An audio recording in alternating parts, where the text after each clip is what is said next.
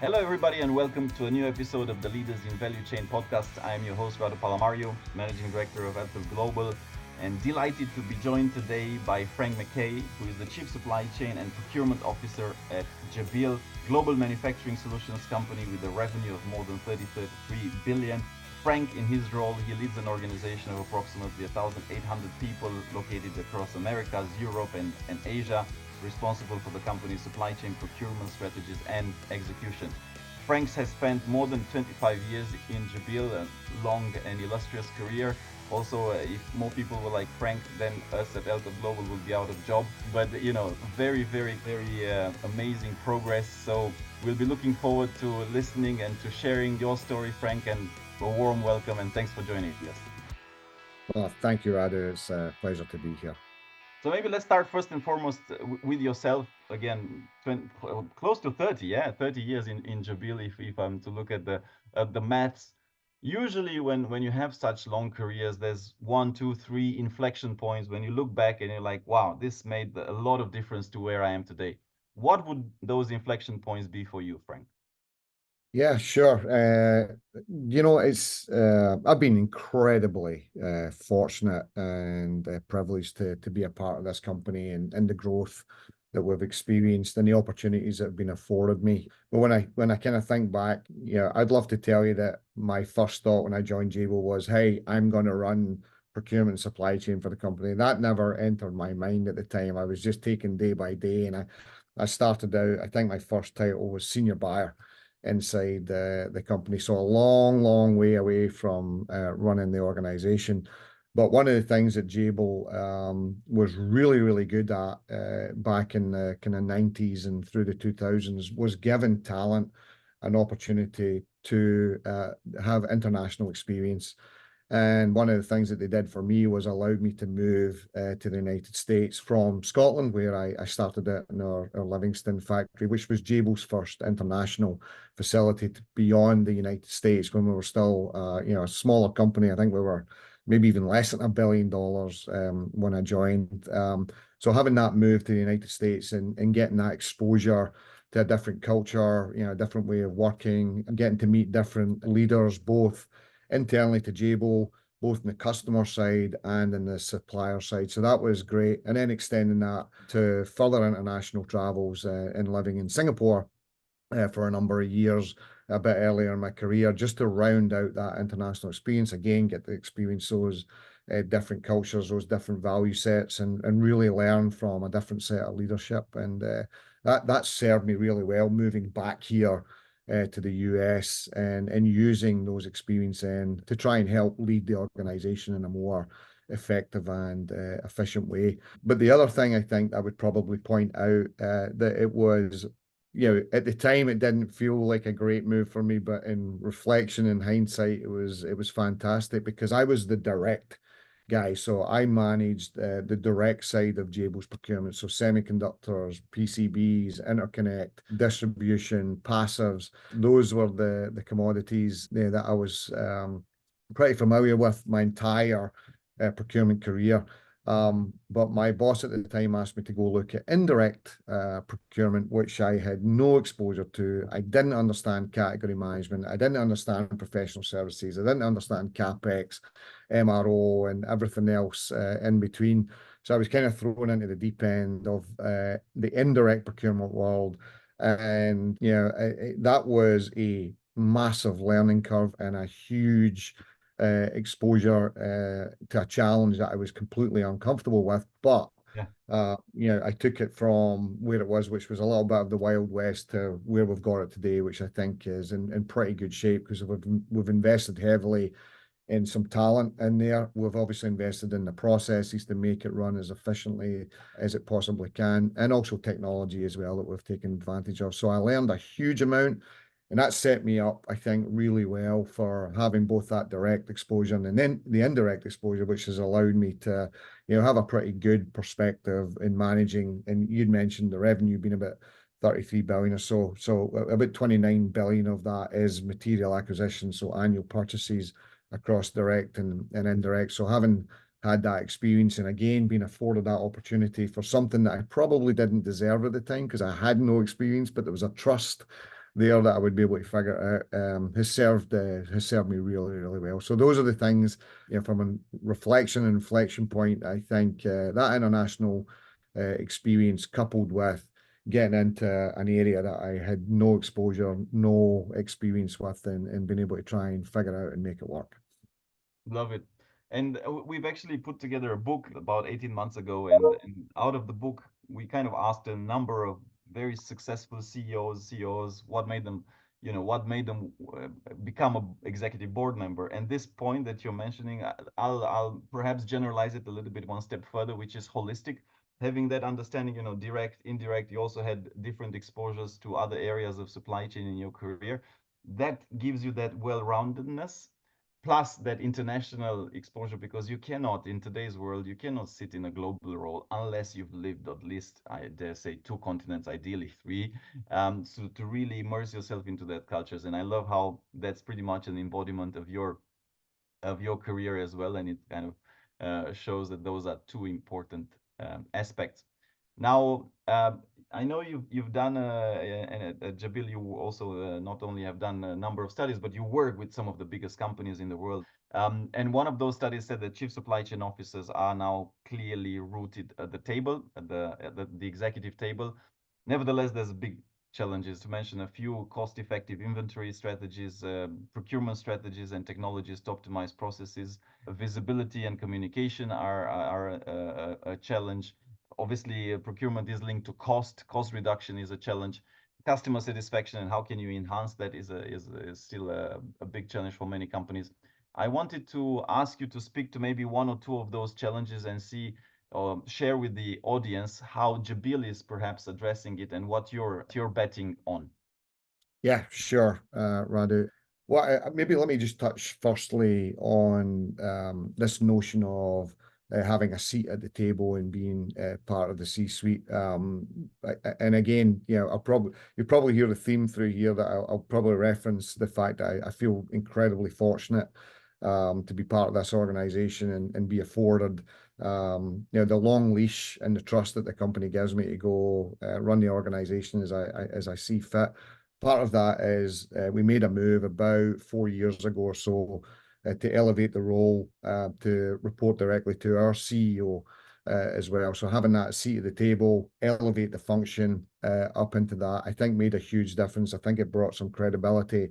And it happened, I would say, right at the very start of when COVID was just kicking off. And that served us really well because as a management team then, we were making decisions together. And as I'd mentioned, if you just think of what Jabil does for other brands and the amount of purchasing power and exposure that we have, if we don't get it right in procurement and supply chain, then the company doesn't get it right at all. So having that seat directly at the table and having people hear what we were doing to manage our way through and navigate through 2-3 years, and I would struggle to find any other more stressful, challenging, complicated time in anybody's supply chain procurement career, especially the more senior when you're having to make really, really tough decisions. But what was nice was getting to make those, sitting alongside the leadership team. So that was something that I thought was really good and good for your audience to hear as well, that yes, this is reality. The function is being elevated, and I think I'm a data point that you could point to as a good example. Some of the other things, cost reduction. You'd mentioned that we serve some of the most premier, innovative, and demanding brands on the face of the planet. We are the brand behind the brand, for as we like to say. We're fortunate that those customers push us really hard. They make us better every day. So we're constantly looking for ways to improve. We're constantly looking for the best talent that we can find in the industry to go execute to the strategy. We've built processes that I wouldn't say they are mature to the point where they never evolve, but they've been in place for a number of years, and we continue just to tweak, develop, enhance as new innovative software becomes available, and we take advantage of that technology to further enhance the goals and the metrics of the company, whether that be around cost reduction, and the tracking of cost reduction and the performance of cost reduction and where we're getting those results and how the market's moving and how we're performing against the market, using technology against, and using AI as well in that process to really ensure that we've got the optimal point of leverage and that we're executing to that so that we can look customers in the eye and say, hey, yes, we've got the talent for sure, but we've built a process using technology to ensure that we will keep you as competitive as we possibly can, given our own leverage, given our market insights,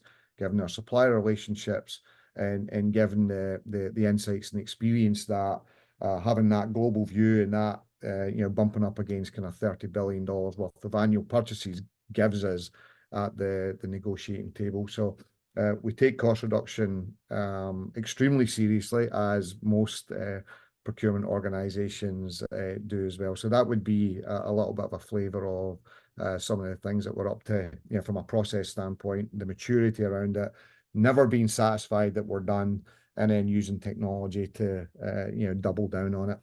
I could say the same just real quick on inventory management as well. Again, when you've got that amount of purchasing, having the least amount of days of inventory is another metric that we care about.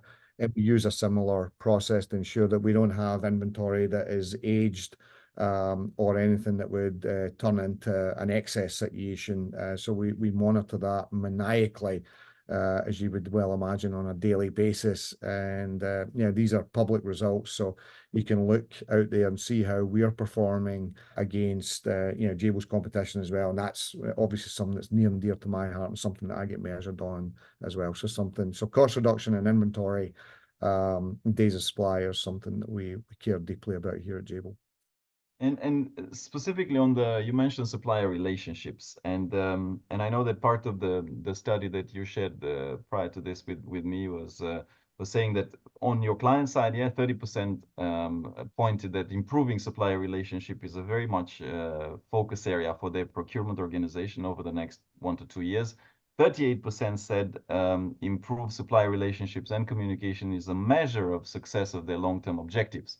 Related to supply chain optimization at large. Now, the million-dollar question, how do you do that well? Give us some principles or maybe some case studies, how you look at it from the lens of Jabil. Yeah, sure. I was actually disappointed to see those results, Radu. I thought there would be a little bit more of a recognition from the community that responded to the survey that supplier relationships should be more critical. I just expected those percentages to be a little bit higher, but at Jabil, it's one of our top priorities. Customer satisfaction goes in hand with supplier satisfaction, and something that I say publicly quite often is, look, one of the mantras that I have within the procurement and supply chain organization is we strive to treat our suppliers like our customers. And that serves us really well, because without our supplier support, we basically don't have a business. I mean, it's that simple. If we don't get access to the technology, if we don't get access to competitive pricing, if we don't have those relationships, if we don't have inventory management and that flexibility that suppliers give us to manage what is one of the most complex supply chains on the face of the planet, given that we do business in over 30 countries. We've got more than 100 sites dotted around those countries. We have that $30 billion worth of spend.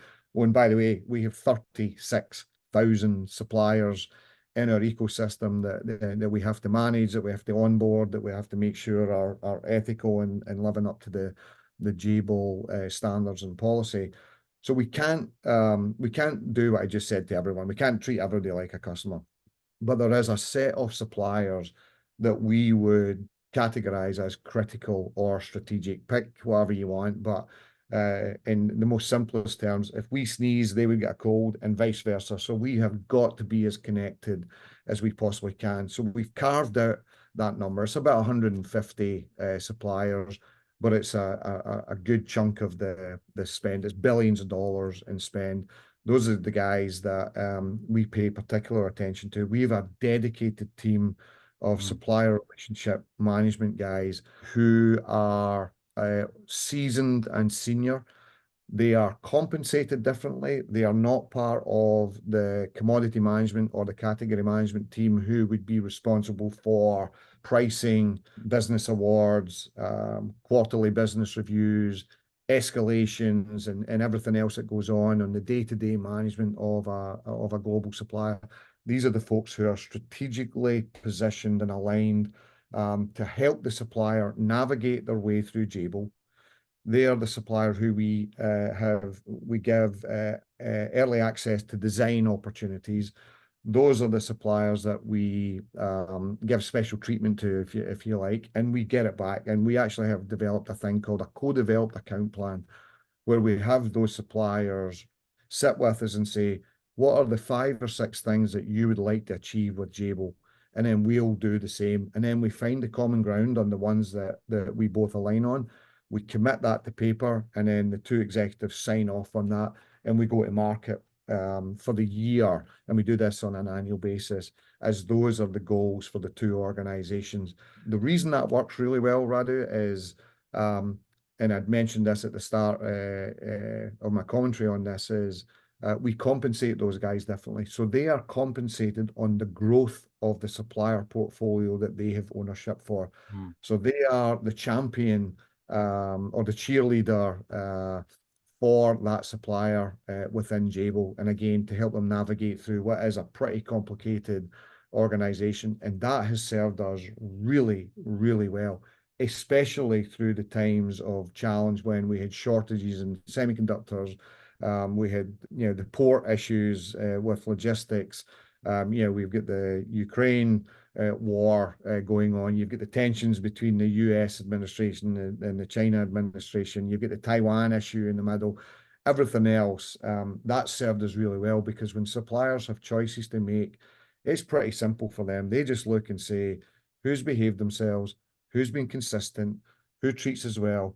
Oh, and by the way, who's a good bet for the future as well, that they're going to be a long-term customer that has growth opportunity. And I think we tick most, if not all, of those boxes. So we've had access to allocation, we've had access to pricing that's kept us competitive, and we've had access to the technology that we need to keep our customers in their go-to-market plans intact.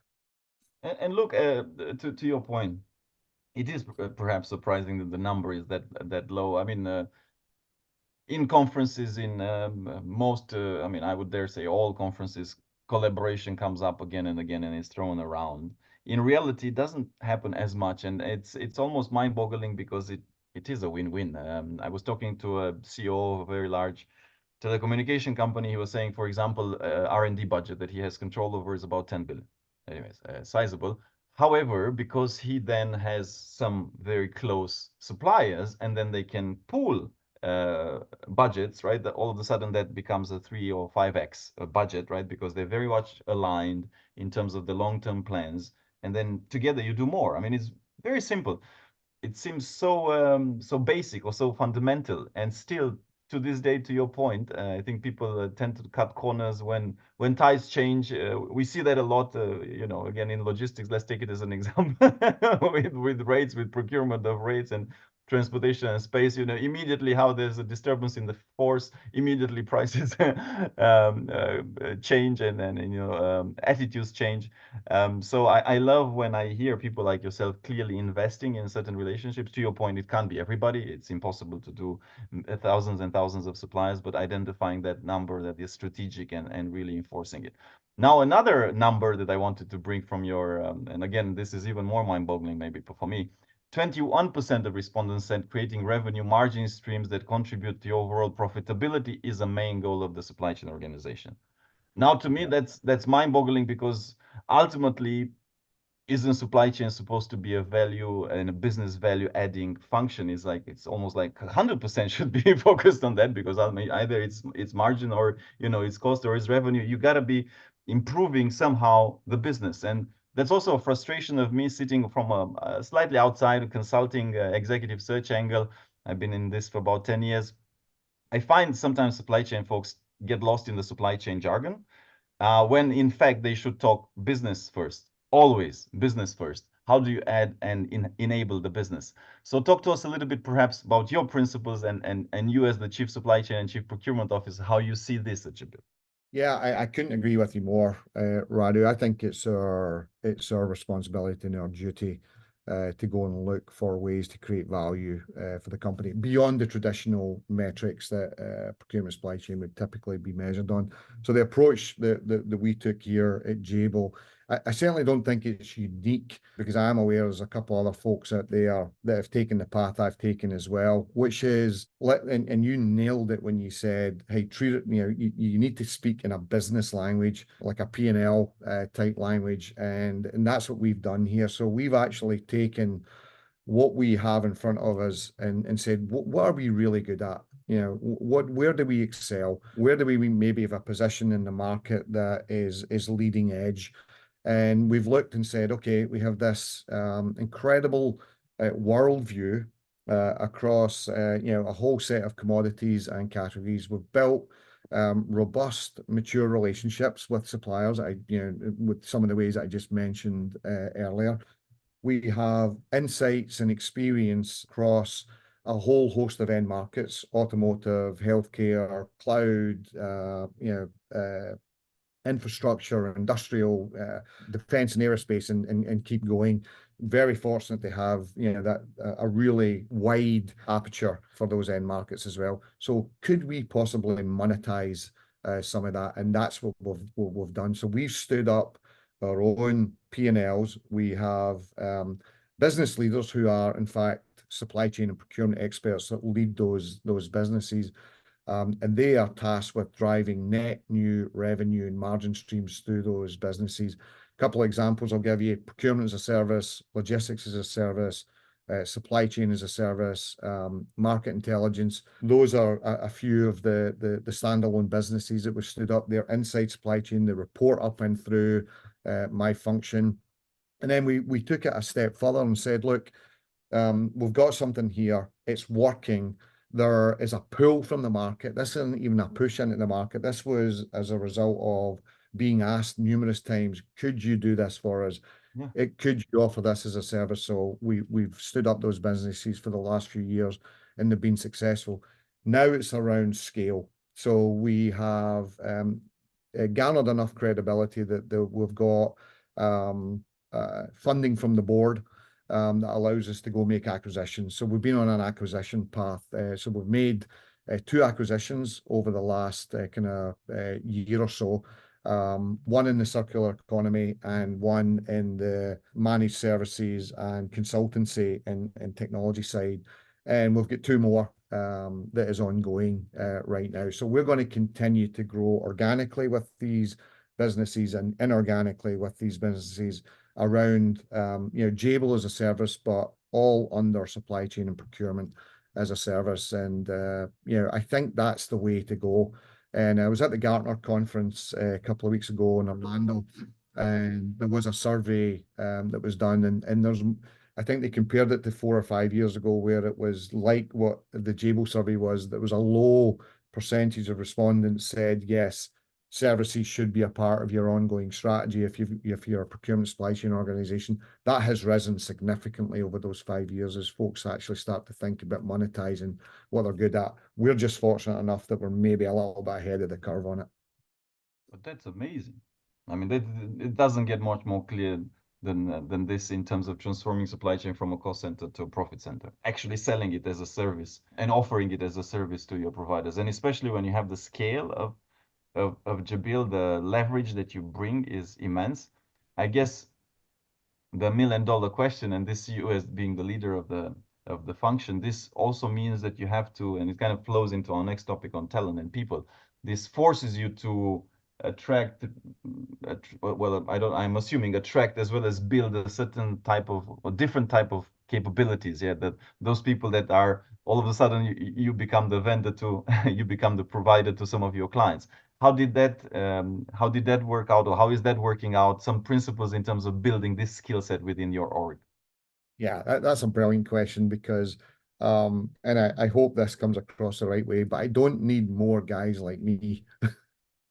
I need folks who come with that different skill set that you had referenced, whether that's from the consultancy side or the managed services side, or they understand the circular economy, or they're more technical, or they're more comfortable in front of customers than they would be in front of suppliers. So I've had to go out and recruit folks that just simply aren't traditional procurement and supply chain folks, especially from EMS. And EMS guys tend to go for EMS guys, and I've broke that mold and went for a different skill set completely. So that's been really interesting, and it's been actually quite refreshing as well, having like in my staff meeting, for example, talking to folks who come from a completely different world than what I've came from. And I've always been scared at my mind that I'd become part of the furniture in Jabil, because I've been here so long, as you referenced at the front. So this is a great way for me personally to continue to be able to grow and challenge myself and understand a different perspective and have a different skill set, a different approach, a different attitude, a different experience inside the company, and it's serving us really well right now. Oh, but I love it, and that's where I see, again, in the work that we do, I see the huge difference in between organizations that tend to at some point just get stuck in their own way and they don't even realize it. Yeah, and it's very dangerous. It's like the boiling frog. Yeah, I mean, the frog doesn't realize if you put it on a cold water and then you start slowly heating it up, you don't even realize that you become obsolete. You become boiling in the water like the frog. So there's two elements that I see. One, openness to, I mean, it's actually one fundamentally, is openness to bring new skill sets, whether that skill set is brought from a different industry, in your case, consulting, or it can be, I mean, like you said, maybe not EMS, maybe, I mean, I don't know. I mean, speaking a little bit, FMCG tends to be quite advanced in terms of, or certain things in terms of circular or sustainability, or a little bit different, right? As well as sometimes what I've seen companies do well, and it's very few, again, they bring in the supply chain and procurement function people from finance or sales within their own organization. So slightly different mindset. Now, again, I'm not talking replace the whole supply chain team. Of course, you need the functional expertise, but 10%. People that bring that freshness, that are also challenging and that are pushing the whole team forward. I find that refreshing, and it tends to push the whole organization to a new level. Completely agree. I completely agree.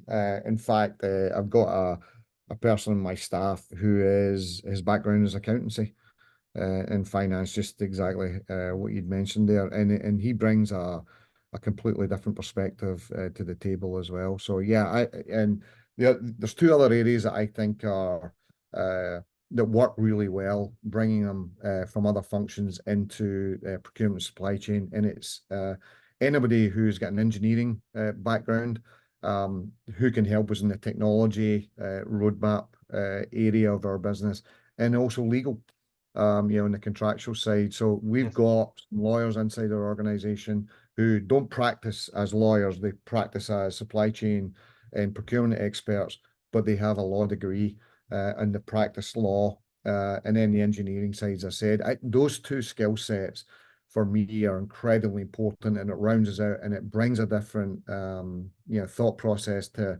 challenges and issues. And I really think commercial, legal, and with a technical background as well. And if you can find somebody with all three, which is really rare, then you've hit the jackpot. But that doesn't come along very often, unfortunately. That's a unicorn. That's a unicorn, exactly. But even so, I'll share an interesting story. I was sitting with a kind of COO in a different industry, more transportation related, and he was telling me, okay, I need to find this person to take care of hubs and fulfillment and millions of parcels and automation centers, type of an industry, e-commerce related, a lot of small parcels. And he said, I need an engineer, Radu. And I said, okay, sure. So let me just ask you, in your 30 years career, who were the best people that you've hired? Because you've hired this before, right? And then he sits and says, okay, X and Y. Okay, cool. And what background did they have? And so like, oh, one was history major, and the other one was, I don't know, economist or something. So, I mean, they were obviously not engineers, right? And it's like, so, because of course you need engineering to, design a line, to put the automation right. And these are, hundreds of millions of dollars of investments. Don't get me wrong. Yeah, of course you need that expertise, but that expertise can be in the team. You don't necessarily need the main person to know the ins and outs and the bolts. And as long as there's a very strong pragmatical common sense and understanding of business, And of course, we're not discounting in the search engineers. Of course, there's amazing engineers in there, and of course, but I mean, my point to the CEO, and he also realized it himself, is that it doesn't have to be, and we don't need to be so hung up on, oh, this is the box, and if it doesn't fit the box, nothing else would work. I think there's nuggets, there's this diamonds, sometimes a little bit in the rough, that need to be perhaps polished. You know, you didn't know anything about indirect when they put you in there, but obviously whoever put you in there saw the potential in you, and there you are today. Here you are Yeah, today. you're so right. You know what? Smart people figure things out. I mean, that's basically it. And yeah, you can mold yourself, even though you may not have the perfect education or experience or background for the role, but just smart people get to figure things out. The other area that I think is worth noting as well, that we pay particular attention to as well, is the world we live in today is just so different from the world we lived in yesterday in terms of digitization and digital natives and just having that technical savvy on the IT side. So not saying that we've actually hired too many folks with a technical background, but we've made a concerted effort to really, really partner with our IT team and have as many dedicated folks from IT assigned to procurement supply chain as we possibly can, so that they understand our business and we can speak to them in a language that we can both converse in. And I think that's so critical as well, just having folks who understand where the world's heading from a technology standpoint, and of course, how do we take advantage of it? How do I stay ahead of the curve? Because for me, I have got to make sure that tomorrow I remain relevant in the eyes of our customers, that when they've got a decision to make about how far do they outsource, do they just outsource the manufacturing piece, or do they outsource the manufacturing and the supply chain piece? And they need to feel comfortable that we've got the right talent, we've got the right processes, and we're utilizing technology that is leading edge and not something that we bought 15 years ago that we're still got the band-aids on and still trying to make work, that we continue to invest and that we've got a roadmap and people out there who actually know what's going on in the world, that we can go take action and invest or partner or whatever it would mean to get access to whatever the next cool thing that's going on is. And obviously AI is at on the lips of everybody right now, just like blockchain was a few years ago and like RPA was recently. And I've taken on every one of them and rode them through the journey. And I do think AI is different though. I think this one is here to stay. I think it's revolutionary. And if you're not investing in it, if you're not taking the time to go understanding it and developing your people to make sure that they understand it, you're going to be left behind. So that would be something I would say to the audience. And by the way, I'm sure 99% of the people who listen would say, yeah, of course, we get it. Just like they would say about supplier collaboration. Yeah, of course. But Yeah, doing, yeah. common sense is not common practice. And that 100%. Final question from me, Frank. What would be some pieces of advice that you want to share with the younger generation which are listening to this and perhaps one day want to become a chief supply chain officer, a chief procurement officer in a large corporation? Yeah, I'm probably going to be a little controversial because the world has changed here. I would probably say two things, Radu. The first one is, and I can just give it to you from my own experience. For the first probably 15, 20 years of my career, I was the first guy in the office and the last guy to leave.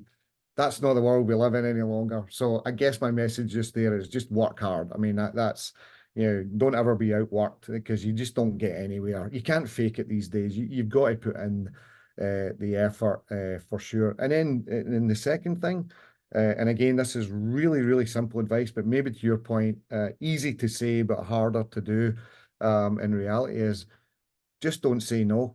I mean, my own personal journey has been, I just said yes to everything, whether I liked it or didn't, whether I wanted to move into a different function or organization, or whether I felt comfortable or not. I just said yes to everything in the hope that it would just continue to round out my career. It would give me a different experience. It would give me another little string to my bow. And it served me really well. Uncomfortable at times, maybe not as happy as I had been for a period of time. But in this world, if you don't like something, just wait 6 months. It'll change anyway, because the world is moving so fast these days. So that would be my advice. Just work really hard and say yes to everything, that any opportunity that comes your way, because it'll usually shake out as long as you put the effort in. Love it. Well, Frank, on that note, thanks a lot for the sharing today. for the many great examples and stories that you told us, and keep making a dent in supply chain and procurement. Well, thanks, Radu. And if you have any unicorns in your company's research portfolio, please let me know. Absolutely. Keep you posted. Thank you. Thank you for listening to our podcast. If you liked what you heard, be sure to go to www.elcotglobal.com and click the podcast button for all the show notes of the interview. Also, subscribe to our mailing list to get our latest updates first. If you're listening through a streaming platform like iTunes, Spotify, or Stitcher, we would appreciate a kind review. 5-star works best to keep us going and our production team happy. And of course, share it with your friends. I'm most active on LinkedIn, so do feel free to follow me. And if you have any suggestions on what to do and who to invite next, don't hesitate to drop me a note. And if you're looking to hire top executives or transform your business, of course, contact us as well to find out how we can help.